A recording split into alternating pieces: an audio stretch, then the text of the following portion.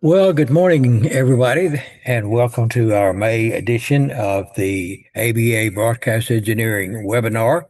As you probably realize, we're running like a week late from our normal schedule. We normally do it on the third Tuesday of each month, but because of some scheduling issues, we actually moved it 1 week later, so we're having it today. A couple of things before we actually get into the program today and introducing our guest and all. There are a couple of issues that are floating around on the with the FCC and with Homeland Security. There is Homeland Security actually had a webinar a few weeks ago in which they discussed in depth the issues surrounding cybersecurity in the broadcast plant. Out of that webinar actually came comments that talked about because of the increase in stations going to all IP, both radio and television. While that's really a good advancement in most cases, it also opens up more opportunity for stations to be uh, open to the internet. So there's a lot of stuff going on that. So I wanted to let everybody know that in June, we're actually going to have a special edition. Actually going to have two webinars in June, and we're going to have a special webinar actually on June the 9th, uh, which is will be at 10 o'clock Central Time, like normal. And we're going to discuss cybersecurity, and our good friend Wayne Pasita with Texas A&M University will be our guest, and we're going to discuss that sort of in length of how the move into IP operation for broadcasters is actually you have to be careful because it opens you up a little bit more for uh, with opening to yourself to the outside world. And as we all know, there's people out there that just sit around and love to try to get into people's equipment and situations like that. So make sure you put that date on your calendar. That will be June the 9th at 10 a.m. for a special version. Our regular webinar will be a little bit later in the month, and we'll talk about that a little bit later. Our program, as usual each month, is sponsored by RF Specialist South.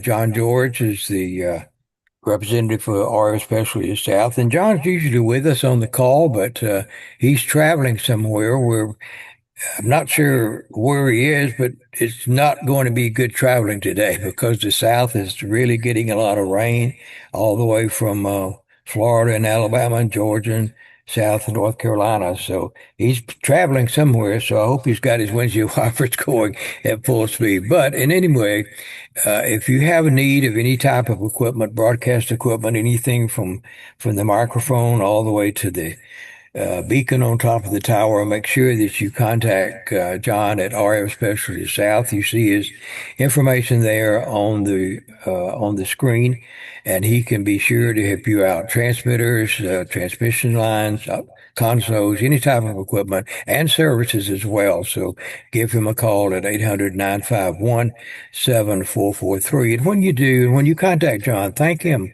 for his support, not only for our engineering webinar that we do, but he is also a sponsor of our Engineering Academy. Most of you are aware of the Academy. We do 4 classes a year, 2 for radio and 2 for television. We have radio classes come up in September and television coming up in October. So hope you will take advantage of that. So I see our guest has arrived on the call here. Welcome, Paul, to the program today. Hello, Larry. How are you? Oh, we're doing well. And most people know Paul. He is the editor-in-chief of Radio World magazine, which has been out for my word, for many, many, many, many years and has Well, great articles from time to time. And I asked Paul, as we normally do this time of the year, if he would join us today and sort of go over some of the highlights of the recent National Association of Broadcasters Convention, which was held in April out in Las Vegas. And he graciously said he would be happy to join us. And so we're happy to have him with us today. Paul, I had one question I wanted to ask before we actually got into the actually into your program was with all the remodel and the expansion of the convention center, was that a positive or was it a negative to the to the attendee this year? well, you are anticipating our presentation a little bit, but we had a good experience with the changes that the NAB had made. As we'll mention in the slides, the physical structure of the show was affected by the renovation over the last several years, but they also made an effort to consolidate the broadcast booths. But we'll get into that in a moment. And I wanted also to thank you for allowing me to bring in a coworker of mine to share the presentation duties today. Nick Langen is on the call. Nick's been with Radio World now for what, Nick, a year and a half or so, but was writing for us before that. He's in New Jersey. How are you, Nick? I'm doing well. I'm doing well, Larry. Thank you for having us. It's a pleasure, and I got to accompany Paul, part of our team, out in Las Vegas. So for the second year in a row. So try to help bring our perspective. But thank you for having us. It's a Oh, pleasure. great. Yeah, yeah, great. We're glad to have you with us, Nick. Nick's been a wonderful addition to our team and of interest perhaps to folks on this call. He also is the developer of an app called Radioland app, and I strongly encourage you to check that out. Nick, in one or two sentences, what is Radioland?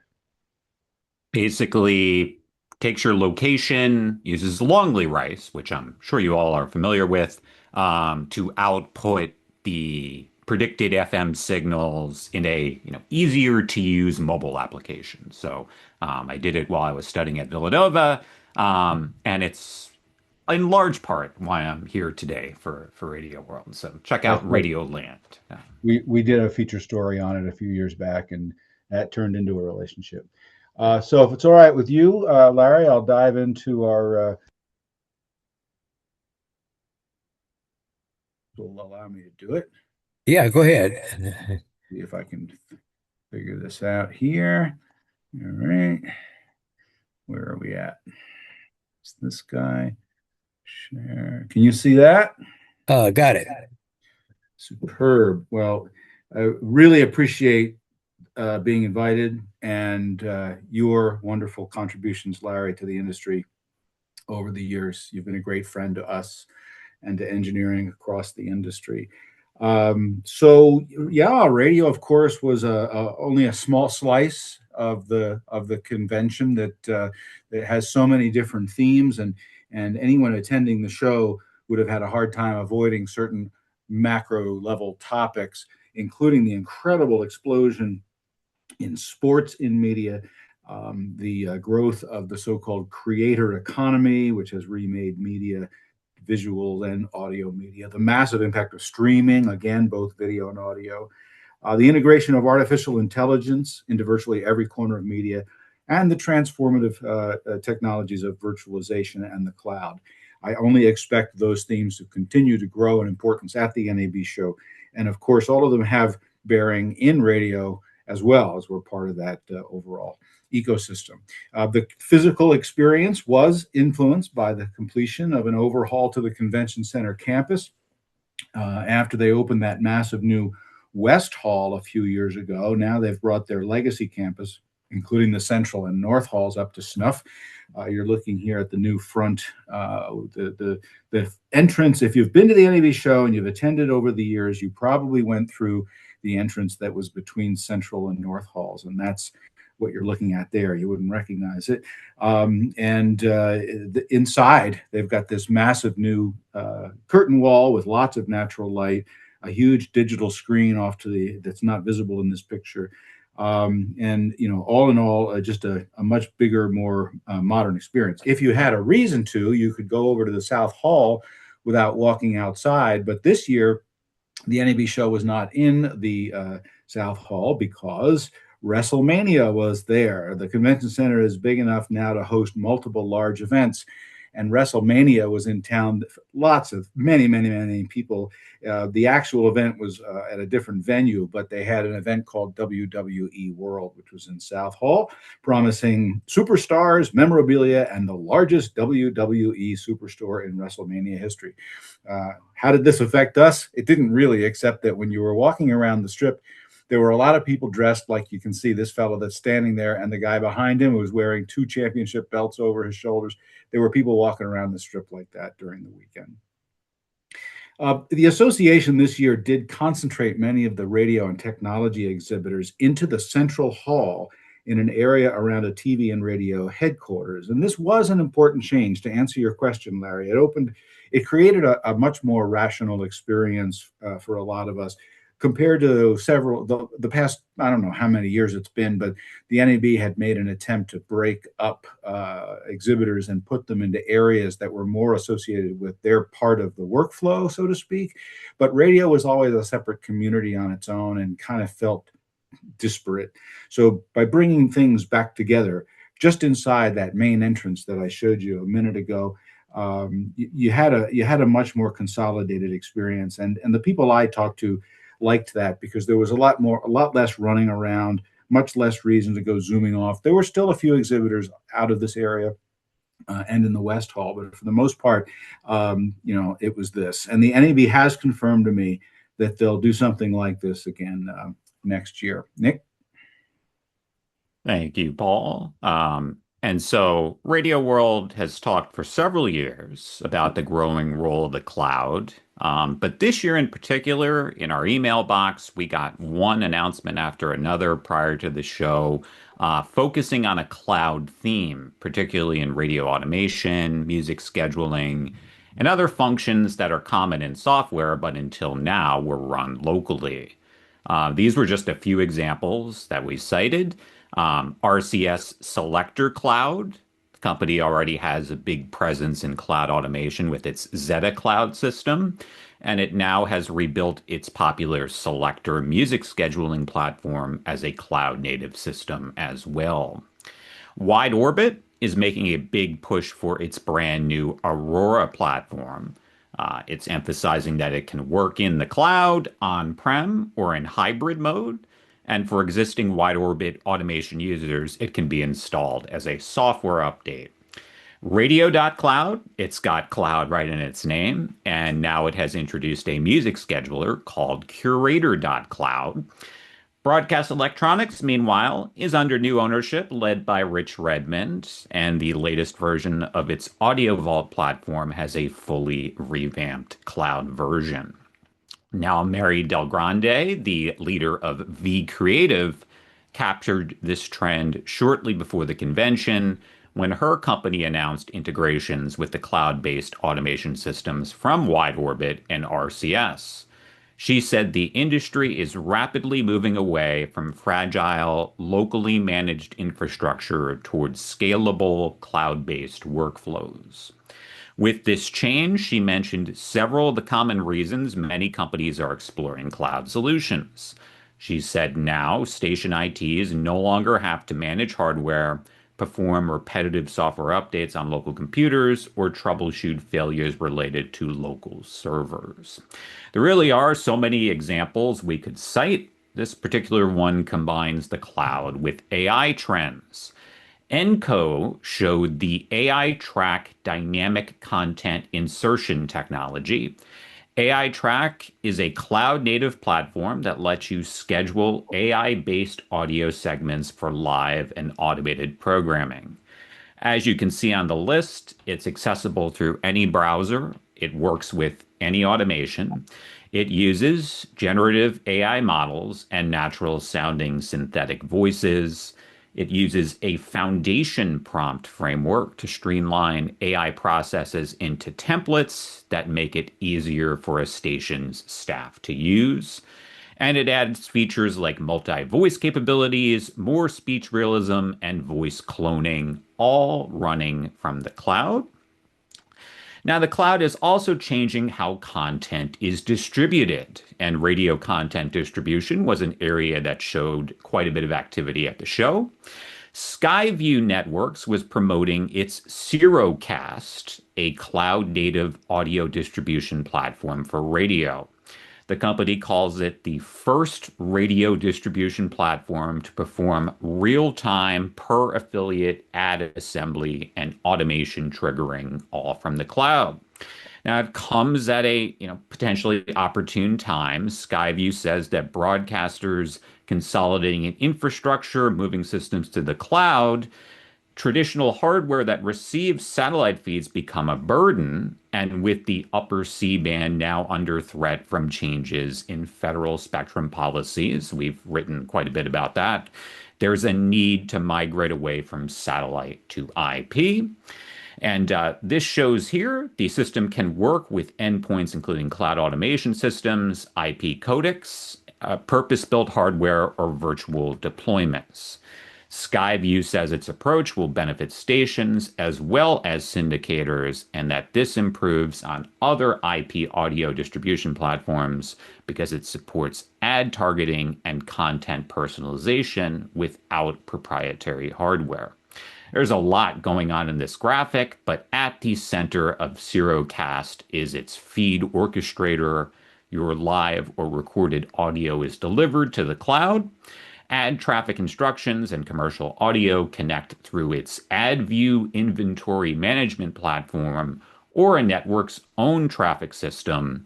Then the feed orchestrator detects break markers and selects the correct spot by market and campaign. It normalizes loudness and mixes a unique feed for each endpoint. I will hand it back to you, Paul. Yeah, and that's not the only new option for distribution, Nick. As you said, there was a lot going on in that area. A company called Adventure 33 was in the Max Connect booth. They were promoting an audio delivery ecosystem called Prism. It's designed for radio networks, content syndicators, and broadcasters distributing audio to multiple affiliates or endpoints. It replaces legacy satellite or STL distribution entirely and integrates dedicated hardware and virtual endpoints. It also has a cloud-based management portal and a globally distributed audio delivery network. Again, not just for networks and content syndicators, but for broadcasters distributing audio to multiple affiliates who want to eliminate their satellite infrastructure costs or modernize their aging STLs. Prism promises carrier-grade reliability over the public internet or private SD-WAN infrastructure.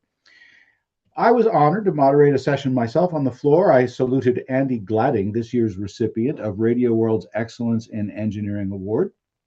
And then Andy and I were joined by Bud Williamson for a conversation called Radio, the New Boutique Business. Andy and Bud are engineers and station owners.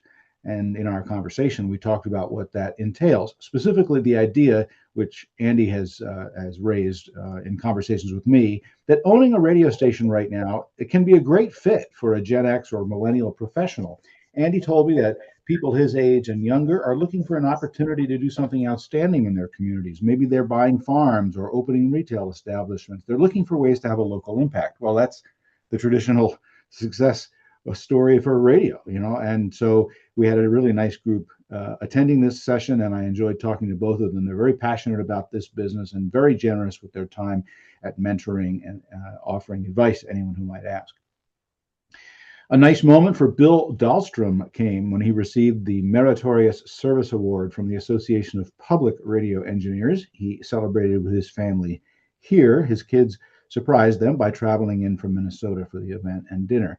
Bill's is the chief engineer for Minnesota Public Radio and American Public Media. I was curious, too, whether the financial pressures in public broadcasting would affect the attendance at the Public Radio Engineering Conference. So I checked in with the leadership. They told me registration was on the higher average for them at around 110 people. That does include virtual, and virtual attendance was up to about 1/3 of the attendees. So perhaps there was some effect there of people not feeling they had the money to travel. But the in-person attendance included a large number of first-timers, which was encouraging. Now, we do live in an age of distributed infrastructures. They offer many benefits, but they can also bring operational risks that you may not have considered. There was a panel in the BEIT, Broadcast Engineering and IT Conference, led by Steve Schultes of New York Public Radio. It explored how broadcasters can modernize their approach to field safety and site security as operations become increasingly distributed. Steve notes that today's broadcast signals travel through our headquarters, transmitter sites, remote field production environments, rooftop positions, and shared infrastructure. Each of these locations introduces operational risk that often falls outside traditional security planning. We dug into this topic with Steve in the March 25th issue of Radio World, and the article is also posted on our website. We asked Steve to give us an example of best practices. He said, first, integrating real-time threat awareness into your field operations. This includes the use of threat intelligence aggregation and alerting platforms that provide situational awareness within defined geographic areas, allowing organizations to anticipate and respond to emerging risks affecting their personnel or sites. Also important, Steve said, is enhancing physical site monitoring with intelligent video analytics. He said that AI-assisted analysis can help identify unusual behavior, perimeter breaches, or developing threats sooner, enabling faster escalation to internal teams or even law enforcement when necessary. The biggest takeaway, I think, from Steve is people are still your most valuable asset. You can find more on our website searching for Steve's name. Rob Bertrand of Inrush Broadcast Services spoke at the Public Radio Engineering Conference about PPM and its impact on spoken word stations. Rob started digging into the Nielsen PPM system back in 2014 while he was at CBS in New York and was responsible for the big all news and all sports stations there. Later, at the public radio outlet WAMU in Washington, he applied a lot of what he learned to help that station reach the top of the ratings heap. But as the pandemic upended all kinds of things, including radio ratings, Rob began to wonder if the passionate public media audiences really were tuning away from their stations, as ratings seemed to indicate. Public stations don't have the same kind of centralized, standards-bearing teams that big commercial operators do, so the ratings accuracy question has yet to be figured out in public media. So Rob built a PPM lab to start studying stations across the country, particularly the level of PPM aiding consistency on their streams. His findings appear to indicate that spoken word stations, especially public all news stations, are being undercounted by the PPM. Rob laid out steps that stations can take to remedy this. It begins with an analysis of their PPM encoding performance. For stations that do not own a Telos watermark analyzer, Inrush is able to assist them with this analysis and either provide consultation to staff engineers on how to address those deficits or deliver on-site work to correct issues between studio and transmitter site air chains. Rob has an article about this in the next Radio World free ebook, which comes out in about a week or so. It is about optimizing your air chain. Now, Rob does not bash PPM. He says it's a good system when used correctly. But he said that spoken word stations in particular just need a little help to make sure they're being counted right. Nick, the SBE Ennis Workshop is one of the traditional kickoffs at the convention, but this year it was held at the end. It was on Tuesday and Wednesday for scheduling conflict reasons.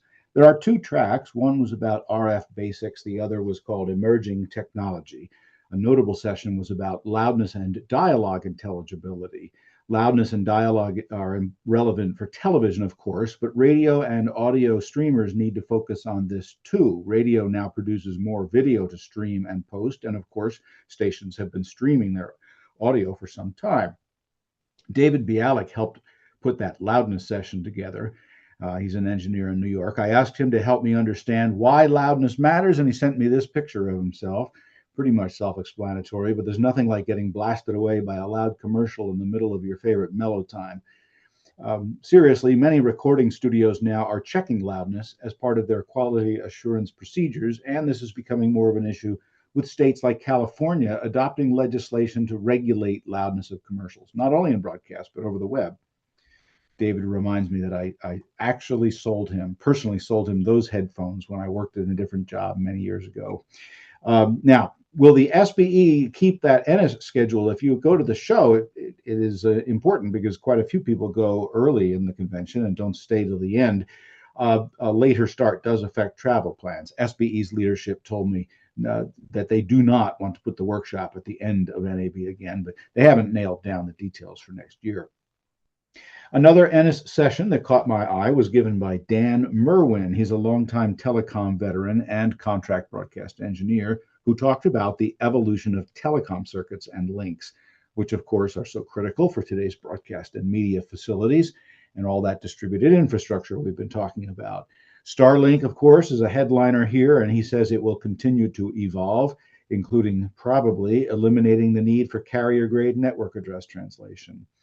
Dan thinks that space-based 5G and Amazon's Project Kuiper constellation will also change the game in terms of ubiquity and performance.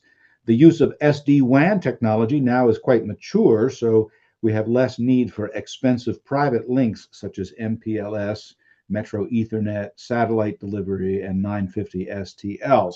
Dan shared this slide, a busy image. It's intended to show that given the evolving options, it's a challenge to make decisions about which SD-WAN platform to purchase, not to mention which MSP or ISP to pick. But Dan said, look, the situation has improved. Just the fact that you usually no longer need multi-year contractual obligations with ISPs and that have huge termination fees, just that fact is a big improvement. This was another session that Radio World has featured in an article. It was a preview, but we dug into the topic with Dan in the article, and you can find that on our website by searching for telecom, or just drop me an email and I can send you the link. Nick? Back out on the show floor, Paul, Kintronic Labs had what it called a game-changing replacement for the mica capacitors that are used in every tuning application. AM stations use capacitors in tuning networks and phaser cabinet designs, and typically these are the single most expensive part of an overall design. Kintronics had switched from using primarily mica capacitors to primarily vacuum capacitors once mica became too costly. But Nick Blomstrand has been working on a ceramic design in coordination with a consultant. He had a prototype in the Kintronic booth.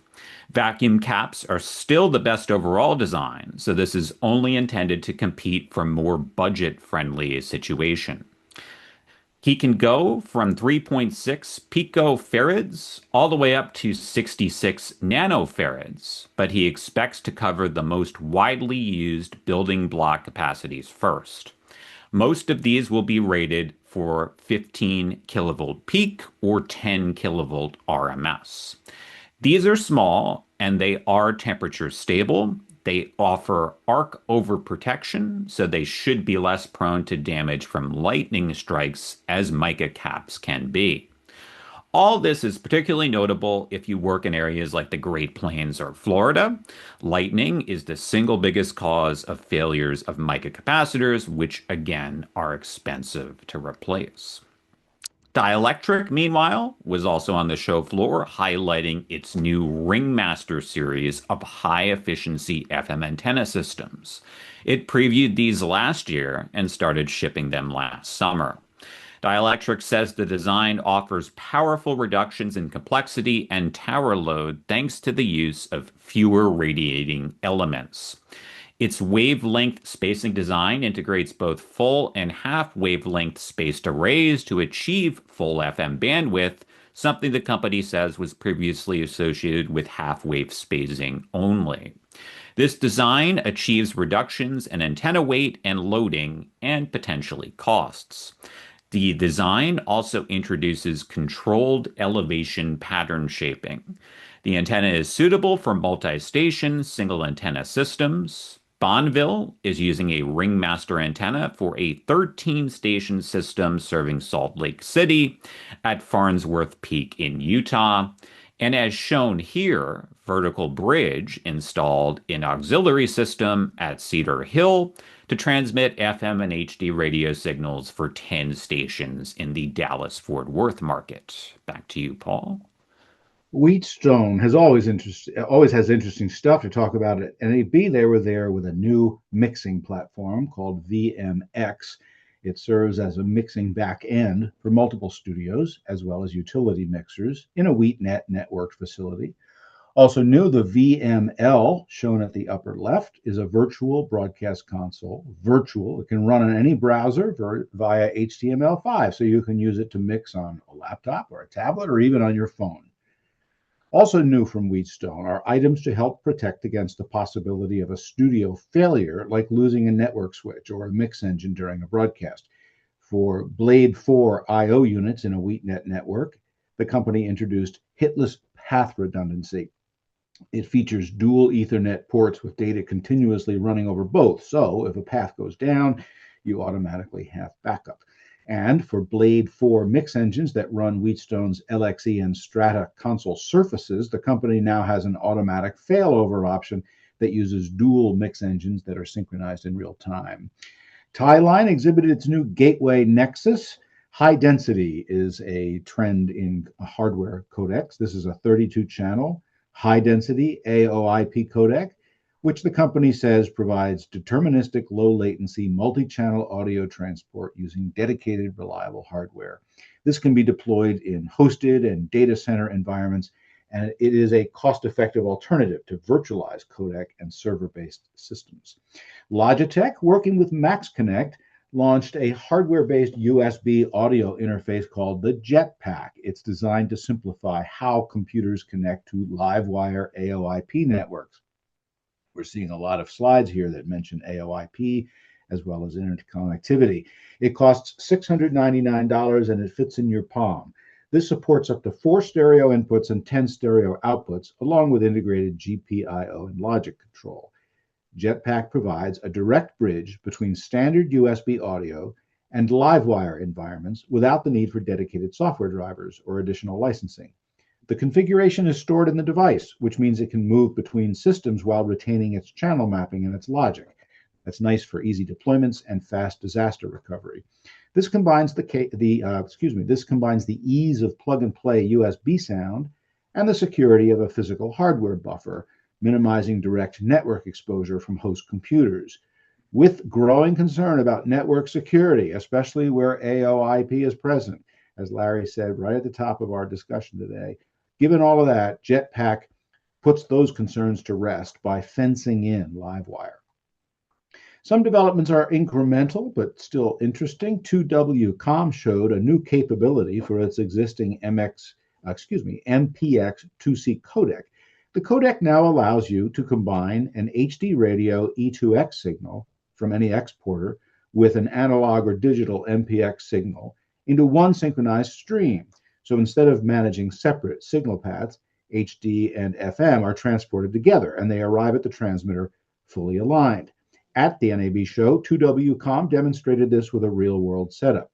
They had a combined FM and HD stream being sent from Germany to California, more than 5,000 miles, showing that the signals remained synchronized with high levels of precision and no audible diversity delay. Part of the fun at the show is to see what new on-air processors are out. And from the Telos Alliance came Omnia's new flagship box. This is for FM, HD radio, and DAB applications. It is called the Omnia 12, written with Roman numerals. 2 rack units high. It includes a 5-band AGC/compressor, a 6-band limiter, smart EQ, Omnia's popular bass management. It has RDS built in, as well as loudness and power meters standard.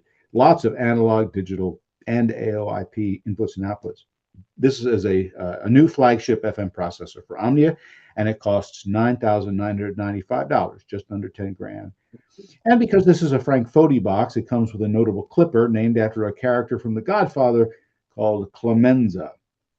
Omnia calls it Frank's cleanest, most musical final clipper to date, developed through years of intensive research. If you want clean audio, you want to get clipped by Clemenza. Now, this is offbeat, but I thought you'd be interested in this, and other engineers certainly were. The OBSBot Tiny 3. This is an AI-powered webcam, spatial audio, 4K, pan, tilt, zoom webcam. You might use this in radio, podcasting, hybrid content creation. It promises professional grade video and audio quality in a compact device. This is one of the smallest integrated 4K webcams available, and it only costs around $200. You can buy it on Amazon. It has a 3-microphone array, AI-based noise reduction, multiple audio modes, including directional and spatial audio, and all kinds of nifty features. There's a voice locator system that combines microphone beamforming with AI tracking. The camera will detect the direction of an active speaker. It'll rotate toward the sound source and then transition to visual tracking. And it also has nifty features for emerging formats where you might want to create an avatar of yourself or your talent. And you don't have to have sensors to do this motion capture. This is a tool for our times. It's very nifty. If you have any interest in it, I do recommend that you hop on the OBSBot website. I have Andy Gladding, who I mentioned earlier, is going to be trying these out in an article for a review. And he has just received his review versions of the camera. And he said, you know what, Paul, these are really, really nifty. Nick? Paul, a question I think was on some people's mind. What would virtualized EAS look like? Sage Alerting Systems offered a demo at the Orban booth. It featured a transmission chain with a pair of Optimod processors with analog FM, along with HD1 through HD4 feeds, feeding an importer, exporter, and exciter into a dummy load. The Sage technology uses EAS software that was hosted for the demo on a tiny industrial PC that you could hold in your hand. In the picture, that's Harold Price from Sage holding the PC. Were this to be commercialized, that functionality could be built right into a transmitter or other part of the existing air chain. Such technology is not yet approved for deployment by the FCC, but it would provide an easy way to integrate EAS alerts into the audio chain without extra hardware and wiring. If you've been following our coverage over the past couple of years, you know that there are some people involved in emergency alerting and radio who feel very strongly that this needs to happen. We'll keep an eye on it. For a good flavor of new products at the show, watch for our June 3rd issue. We named 23 recipients of our Best of Show Award. Shown there are the folks at WorldCast Systems. They introduced a new version of their monitoring solution designed with U.S. broadcasters in mind. It addresses the growing complexity of hybrid FM and HD radio broadcasting. It's called the FM HD Probe. It provides simultaneous monitoring of FM, RDS, and HD radio channels, including HD1, HD2, and HD3. It tracks signal presence, audio levels, and metadata integrity while ensuring synchronization between broadcast paths. Now, you may know from our previous talks how much information a station can get from the dashboard for the DTS AutoStage system. The portal measures and analyzes listening behavior in 9 million vehicles in the US in 300 markets. Xperi says its sample sizes are now many times larger than the panels used by radio ratings services. Now the company is offering a premium access level on a subscription basis. Stations can see exactly where they rank in their market and neighboring markets across various day parts, and they can get that info within 24 hours. This includes metrics like station market share percentage, CUME, average time spent listening, and top 100 music charts. You also can drill down into a station's data for various parts of the day across the past week, month, and quarter. The pricing is structured for commercial and non-commercial categories determined by market size and BIA revenue market ranking. Paul. I like to share findings from the annual tech survey that's run by Jacobs Media Consulting. If you're interested in the shifting way that people listen to your radio stations, it's well worth digging into that survey, and the findings are available online for free. One chart really grabbed me. The time is coming when more listeners will access their favorite radio stations via digital platforms rather than traditional broadcast signals. The latest tech survey indicates that the gap is closing quickly, even among the devoted radio listeners who make up this survey. Jacobs asked these respondents, what percentage of time do you spend in a typical week listening via broadcast versus digital platforms? This means computers, mobile, smart speakers, podcasts, even smart TV. And you can see the dramatic trend lines. 54% of respondents consistently listen to regular radio. The average of their answers was 54%, I should say, and 44% on digital. Again, this is among a universe of core radio fans. So we see that these lines are converging, and they're likely to cross in several years if things continue in this direction. I've given a lot of attention in the past to the annual reports about car dashboards from Q, but I bring it up again because it's really important. The company has issued its third annual in-vehicle visuals report, and a key finding is that screens are everywhere inside cars now. Everywhere, meaning they're not just in the center stack. They're under the nose of the driver next to the speedometer. They're in front of the passenger. They're in the back seats, as you can see in this Hyundai Genesis. And this matters for radio. It means we need to be visual because we are in that environment, and that's how we're being found and consumed. Q found, in fact, that 68% of the top 100, the 100 top selling new models in America now have multiple screens. 68% have multiple screens. Other takeaways from their report are listed on this slide. The first one, as I said, screens are everywhere. The second, infotainment systems are now more familiar and intuitive. It's getting easier to use them. But while AM and FM is still in every one of those top selling car models, it is increasingly harder to find radio among all those choices. As Steve Newberry of Q says, the challenge for radio isn't availability, it's discoverability. Number 4, that means that it's important to earn that last touch. We talked about this last year, the importance of being what the driver is listening to when they turn the car off, so it's there when the driver comes back in. Also, HD radio may seem familiar to most of us by now, but the percentage of top-selling cars that have it continues to grow, which is an important trend. And finally, while Apple CarPlay and Android Auto remain steady and available across many of these models, Sirius XM is actually losing a little bit of the percentage of cars. Just a few more interesting findings. I don't like to get too much into the weeds, but I think these data points are very interesting. Among the 100 top-selling cars in the United States, almost 3/4 now have HD radio. I told you that earlier, but you see that with the third row down. I've circled the 74%. You can see that's it's quite a few of those popular car models that have HD radio. But, and this is an important exception, General Motors has largely stopped putting HD radio in its cars. David Layer at the NAB has pointed this out at the show. He says that's a worrisome indicator, and it's important, by his thinking, that as many stations as possible embrace the visual elements that these technologies provide. You can look at the bottom of that chart, and you'll see that DTS AutoStage is now in almost 1/4 of these top-selling cars, and that's quite a lot of growth over the last couple of years. Sirius XM actually has seen a dip. That's the 4th row down. It was in 85% of the models. And as noted, Android Auto and Apple CarPlay are still in most cars. But an important oncoming trend is that car makers are turning more and more to building their own integrated infotainment operating systems. The number of models that have streaming apps built right into those systems has grown to 53%. I'm sure that will continue to increase. 2 of the 3 FCC commissioners were at the NAB show, though we didn't see much in the way of culture war fireworks.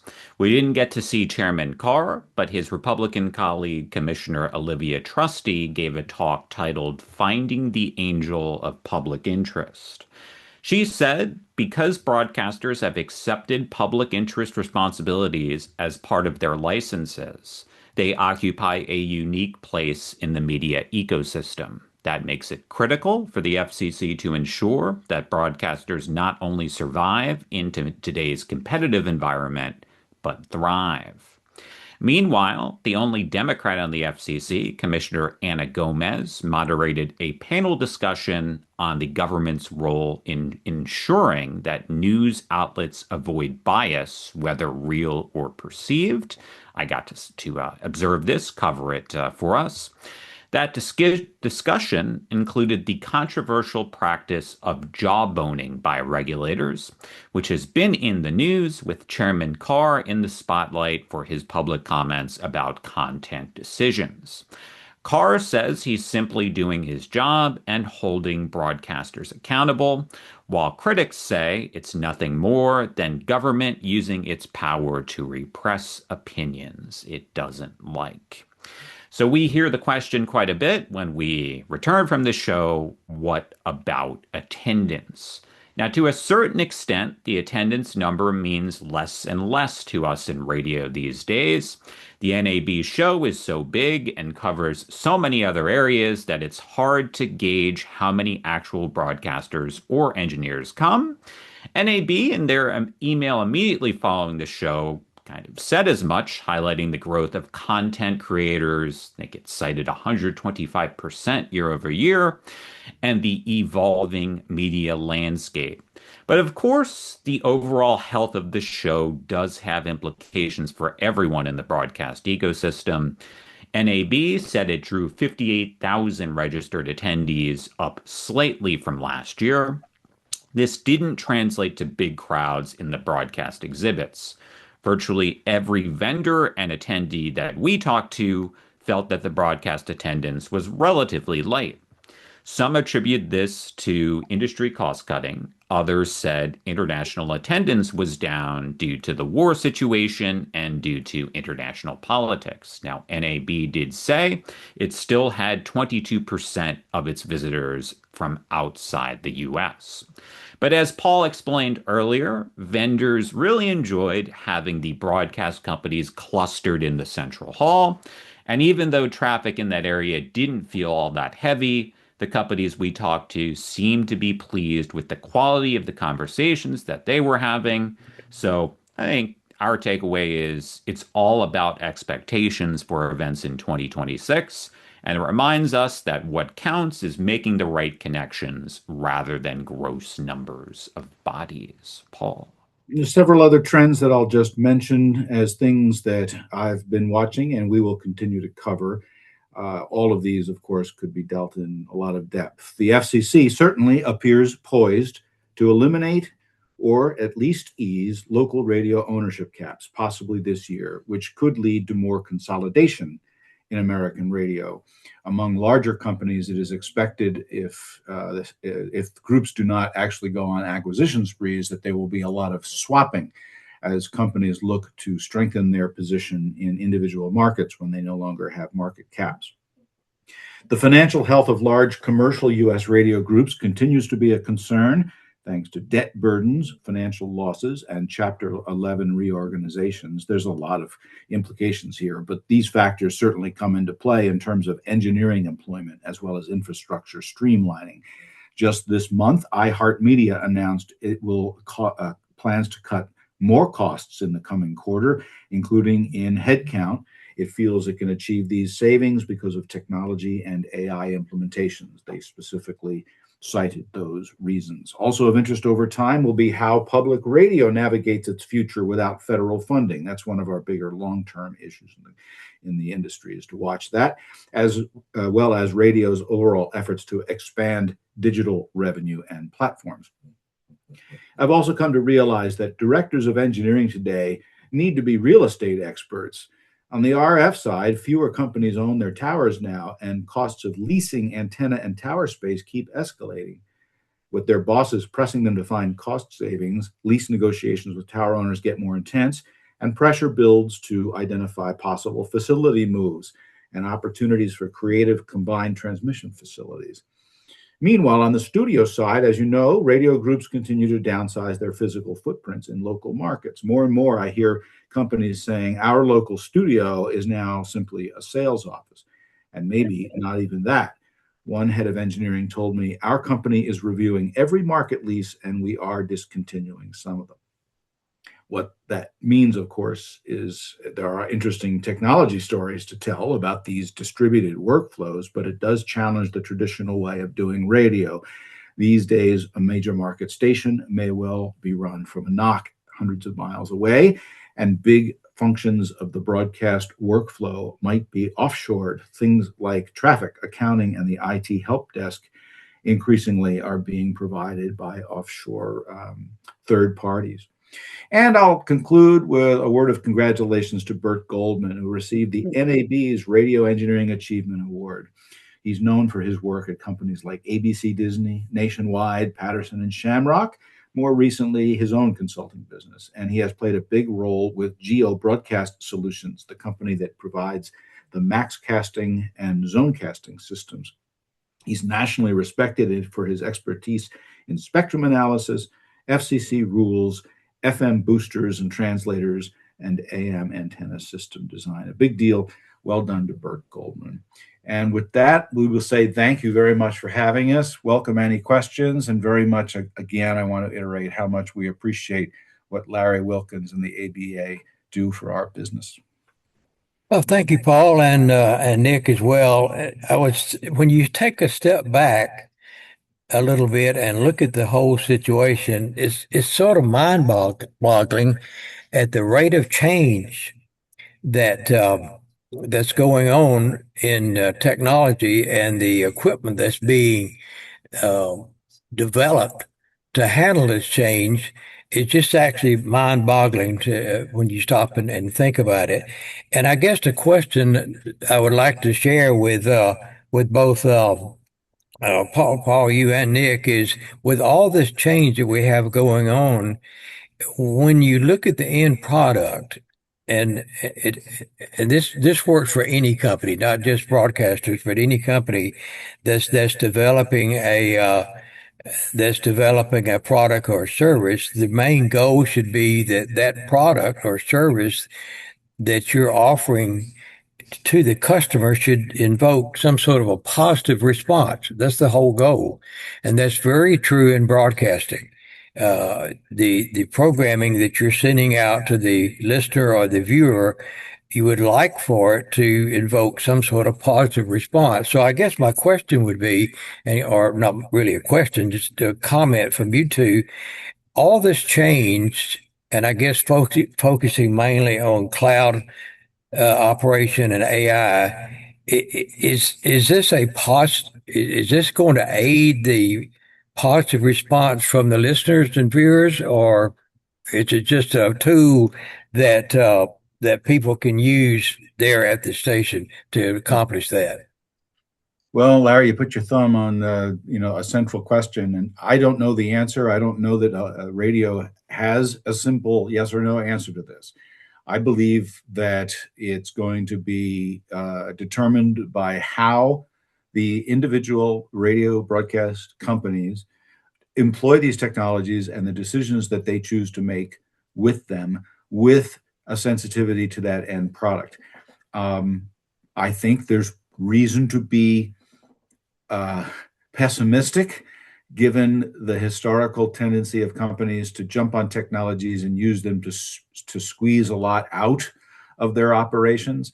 But there's, and some of the larger companies, I think, have either intentionally or by default, because of debt, have ended up in a place where they're not putting out the high quality radio that we'd like them to put out. On the other hand, there are still plenty of very passionate people working in radio. Some of them will say, I'll never use those tools. Others will say, let's use those tools to make radio better at what where it's strongest, which is localism, which is a personal connection. So I don't think it has to be that adopting the technology is bad, but I go back to Steve Newberry, who is the head of Q. And if you don't know his background, he is a station owner. He used to be on the NAB board. He has a technology that he pushes, but he's very clear-eyed. And he told me during the show, he said, Paul, our industry does not have a technology problem. Our industry has a content problem. And if we're going to succeed in the face of all the amazing new platforms and technologies that are coming at us, as well as with these new ways of doing business. If we're going to do it, let's use those tools to do what radio does best. Some companies do it better than others. So that's a long-winded answer. Nick, I don't know if you want to add on to that. I very much the same theme. I think it all depends on how, whether it's being hosted in the cloud or using AI, how it's applied. I think we've seen a couple of promising examples. You know, we did a lot on the shutdown of CBS News Radio, which just officially concluded on Friday. And there's a couple of networks that are trying to promise to fill in the gap. One in particular, it highlighted the fact that by using a cloud-based system, they can more easily deliver local inserts so that, you know, maybe an affiliate in Huntsville could have, you know, national headlines and then locally delivered news because of cloud-based capability. Whereas I think with technology like AI, and obviously when it comes to AI voice, I think we have to be really careful not to supplant the local voices that are already there. But in the instances where if there was an overnight shift that was already automated using an AI voice in that slot, is that a net gain? Those are some of the aspects that we're seeing. So I think it does get back to the fact that still in 2026, the one differentiator of radio, just like Paul said, is localism. Sometimes we lose sight of that. So you know, I think it depends how these technologies are applied. If they're applied in a way to make it more helpful to deliver that kind of content, like Larry said, to listeners, then I'm all for it. But it remains to be seen exactly how you know how that plays out. So. Yeah, I would add to that too that, you know, when I'm in conversations with companies who are saying things like, "Here's our new cloud technology," I will ask them this. I will say, "Look, you're talking to these broadcasters every day. What do they say when they're using these tools, and what are their intentions for them?" You know, the proponents of a technology like the cloud automation will point out how much more flexibility it gives a programmer or a company to do things like bringing multi-talent morning shows together, because the technology now allows somebody much more easily to broadcast from their home. Maybe you want to hire somebody in Denver and move them. These are corporate benefits. That's great. But it's all again how you use the tools. And if I see too much move toward this idea of, well, why do we need any local presence at all? And I think that kind of misses the point of what makes radio as effective as it could be. I could be wrong in the long term, but I think that's one of our assets, and we shouldn't give it away. Yeah, I think you're exactly right. I know that Andrew Shep, a good friend of mine who's a Grammy-winning mix engineer, some of you probably have heard of him. He always has a little statement when he says, "It's what comes out of the speaker that counts." Everything ahead of that you do in radio or television ends up at that goal. What comes out of the speaker or the screen that counts, and that's what the audience is looking at. He also made a comment one time. He said, when switching from doing analog or digital console editing or editing music in a computer, the end user doesn't know or really doesn't care which one it was done. If it sounds great to them, it's fine. It doesn't matter whether it was done on an analog console or on a computer. And I think that's sort of the way the audience is for broadcast. They don't really know and probably don't really care what you're doing, creating the programming on, as long as it meets their needs and invokes a positive response. So I appreciate y'all's comment on that, because that is a good point, because that's the goal. The audience is the goal, and whatever we can do with old technology or new technology is what we need to do. So again, Paul and Nick, we appreciate y'all being with us today. My pleasure, and I apologize. you guys do great work, and it's so great to see familiar names, including Wayne Pacina. I see he's on our call here today, and I know you have him coming up as a featured speaker as well. Yeah, that's right. This webinar, as well as all the other webinars that we've done over the past few years, are actually archived.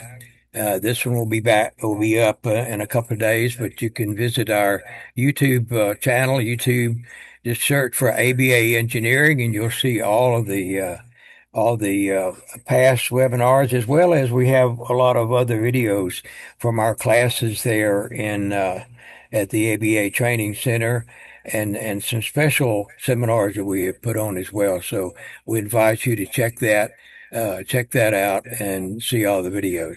Our next regular scheduled webinar will be on June 16th. That will feature Frank Fody, who will talk about processing, obviously, but primarily, how did we get to where we are today? And I'm sure that will be a most interesting program. And Paul mentioned Wayne Procedure. He will be with us on June 9th for a very special edition of the engineering webinar to talk about cybersecurity, which Nick talked about a little bit a while ago. So again, thanks everybody for being with us, and we look forward to seeing everybody next month. So long. Thank you all.